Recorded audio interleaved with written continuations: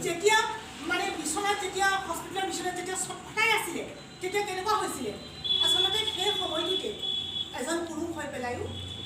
উৎপল শিৱম ডাঙৰীয়াই অমিৰৰ সেই বেদনাখিনি মৰ্ম বেদনাখিনি উপলব্ধি কৰিছিলে আৰু তেতিয়াই তেখেতে ফেচবুকত যিটো পোষ্টৰ কথা বাৰে বাৰে কৈ থকা হৈছিলে সেই পোষ্টটো দিছিলে যে আপোনালোকে আহক নাৰীৰ এনেকুৱা ধৰ্ষণকাৰীৰ বিপক্ষে আমি থিয় দিওঁ আমি কি কৰিম ধৰ্ষণকাৰীক আপোনালোকে চাবচোন যেতিয়া আপোনালোকে টিভিটো খোলে বা কিবা এনেকুৱা যেতিয়া নিউজটো আহে আপোনালোকে প্ৰত্যেকে বা এগৰাকী বয়োবৃদ্ধা মানুহে কয় এইটো কাটি পেলাও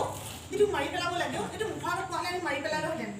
কিন্তু আইনখন আমি হাতত তুলি ল'ব পাৰিম জানো আমি কেতিয়াও আইনখন হাতত তুলি ল'ব নোৱাৰোঁ আমি যেতিয়া আইনখন হাতত তুলি ল'ব নোৱাৰোঁ তেতিয়া আমি কি কৰিম আমি আইনী প্ৰক্ৰিয়াৰে যাবলৈ হ'লে সেই সংবিধানৰ নীতি নিয়ম মানি যাবলৈ হ'লে আমি সকলোৱে জনমত গঠন কৰিব লাগিব জনসাধাৰণৰ মতটো আমি ল'ব লাগিব প্ৰত্যেকেই বিচাৰেনে নিশ্চয় বিচাৰে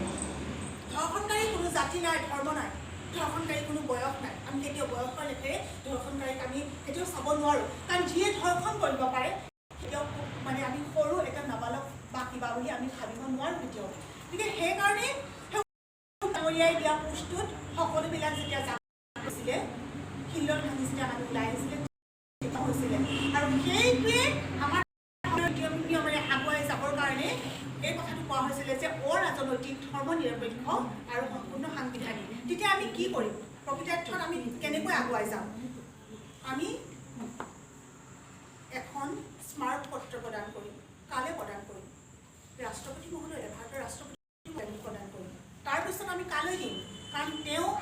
ন্যায়টো কোনে দিব ন্যায়পালিকাই গতিকে আমি ন্যায়পালিকালৈ সেই দৰখাস্তখন দিম সেই আবেদনখন দিম আবেদনত আমি দাবী জনাম কি দাবী জনাম আমি যে ধৰ্ষণকাৰীৰ যিটো ঘটনা হৈছে সেইটো বিচাৰ প্ৰক্ৰিয়া অতি ক্ষীপ্ৰতৰ হ'ব লাগিব খুব মানে খুব সোনকালে হ'ব লাগিব বিচাৰ প্ৰক্ৰিয়া আৰু যিজন দোষী সাব্যস্ত হ'ল সেইজনক ফাঁচি দিব লাগিব এইটো আমাৰ ৱাৰিয়াৰ্ছৰ দাবী সেই দাবীয়ে আমি এতিয়া আগুৱাই আহিছোঁ আৰু এইখিনিতে মই আমাৰ নেতৃত্ব বহন কৰা উৎপল শিৱম ডাঙৰীয়ালৈ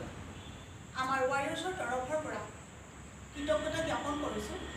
কাৰণ তেওঁৰ দৰে এজন মানুহ যদি নেতৃত্বত ওলাই নাহিলেহেঁতেন হয়তো আমি মুক্ত হৈ থাকিলোহেঁতেন কাৰণ আমি নেতৃত্বৰ অভাৱতেই চাগে আমি সকলোবিলাক ৰৈ আছিলোঁ নহয়নে কাৰণ নেতৃত্ব লাগে সকলোতে নেতৃত্ব লাগে এখন ঘৰ যেনেকৈ পৰিচালনা হয় এখন সমাজ যেনেকৈ পৰিচালনা হয় এটা সংগঠনো তেনেকৈ পৰিচালনা হয় গতিকে তেওঁৰ নেতৃত্বতে আমি ওলাই আহিছোঁ আপোনালোকো আজি ইয়াত ওলাই আহিছে তেওঁলৈ পুনৰবাৰ কৃতজ্ঞতা জ্ঞাপন কৰিছোঁ আৰু